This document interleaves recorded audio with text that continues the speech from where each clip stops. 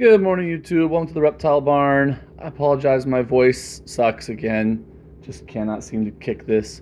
But I'm doing an unboxing video, as you can see, and I really wanted to show this to you guys. I have not looked inside there yet, so I have quite a bit of trepidation here, and I'll explain that. You're about to see, so I'll just show you, I'm not at the barn. I am at home. Here's my brave companions. Hi. We're going to be talking about this fish tank. We're fairly obsessed with growing plants. As you can see, some fly tape. Here's a big awesome tree. More plants on top of the tortoises over there. We just can't help ourselves, okay? And I've always been fascinated by no filter and no water change fish tanks. And please excuse any disruptions if the dogs decide to get in my face. Sometimes they're very curious. So this fish tank has been going for months, and it is super healthy. We've got some organic substrate and sand at the bottom. Sorry about any glare. I'm not a professional videographer by any means, and I don't know how to film glass. A lot of terrestrial plants are growing in just these little cup things that clip onto the side. Strawberries, garlic, or those are garlic rather, shallots, and whatnot. And the roots from those absolutely devour nitrites and nitrates. So any of the waste product, especially ammonia, that the critters give off, bacteria in the substrate breaks that down into a more plant-friendly variety of nitrogen waste, and then the plants take it up. And the plants help oxygenate the water. I don't know if it's necessary or not, I do have a little air stone. I've got it set on a 10-second on, 10-second off kind of timer. There it goes. See that? Just to make sure it's good and oxygenated. I have guppies, as you can see. And they're the main purpose of this tank, honestly. And I'll explain that. I've got snails. This one's clinging to the glass. I have some big snails. And we have cories. Where did that one go? I just saw him. Oh, there we go. Okay. Again, this tank's been going for months. It's been doing really well. And we have a couple new additions to put in there. Okay?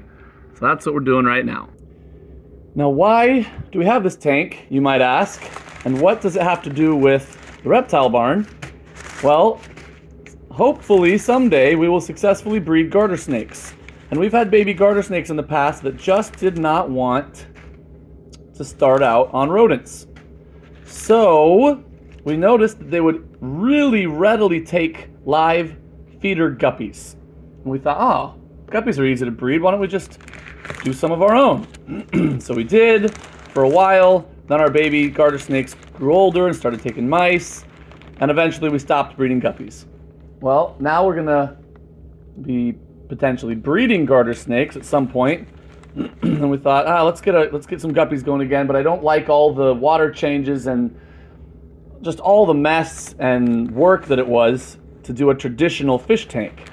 And we saw a lot of people having success with more of a hands-off, a little bit more intensive to set up, obviously, and get it going healthily, but once it's set up, a lot less work.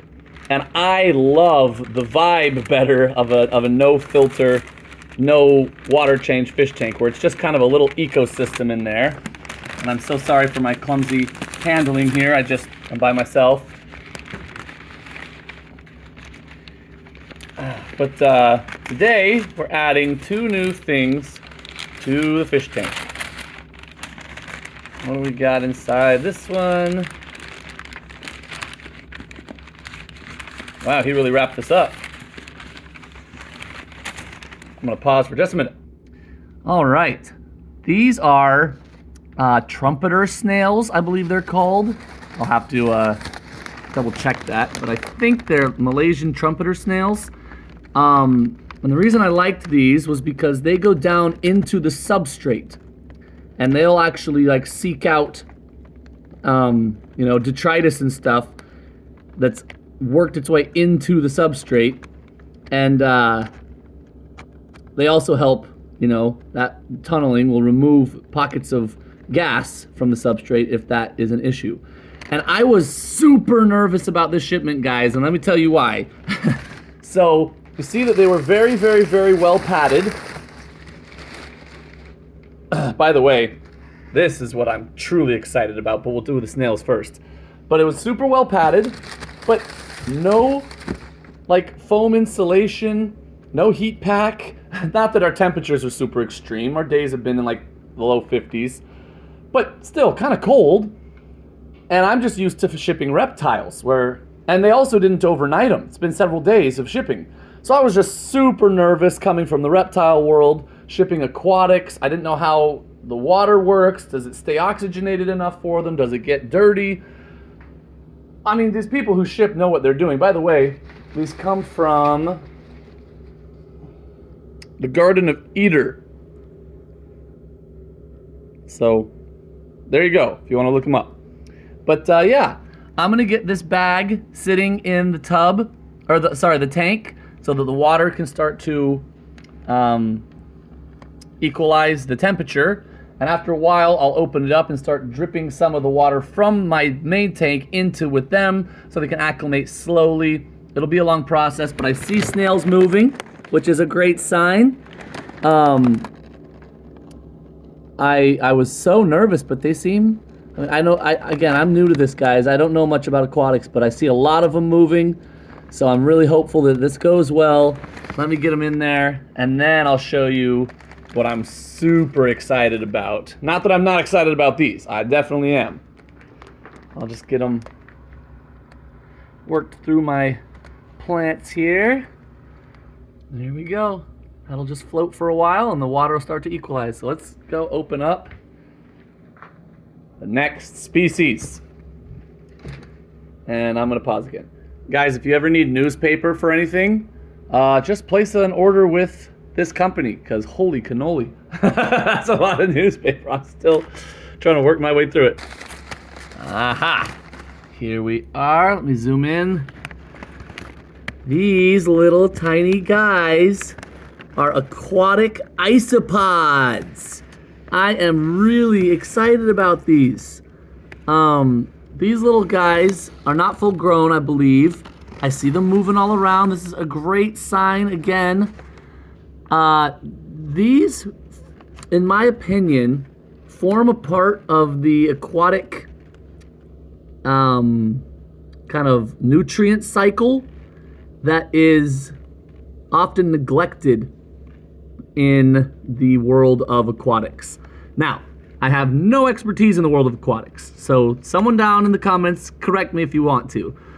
My only knowledge comes from a more basic, biology, background, and then also watching lots and lots of tank content on YouTube. So, however, I think that these are a type of detritivore that is not included in very many tanks. Even naturalistic tanks like mine, where you're relying on the ecosystem services of different life forms to keep your environment stable, right? I don't have a filter. I don't do water changes. So I'm really excited about these guys. I believe there's 10 of them in here. I'm gonna plunk them down into the water as well. I'm just really excited about this. And they also are all moving around, so that is great. Just looks like he put something in there for them to hang on to. Looks always good. My guppies are super curious about these bags going into their environment. Let's see if I can show you what I'm...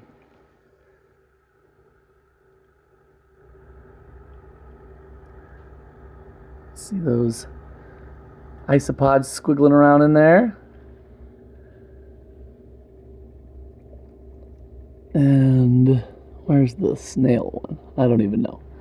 Anyways, that is that. I'm not going to sit here for hours and hours.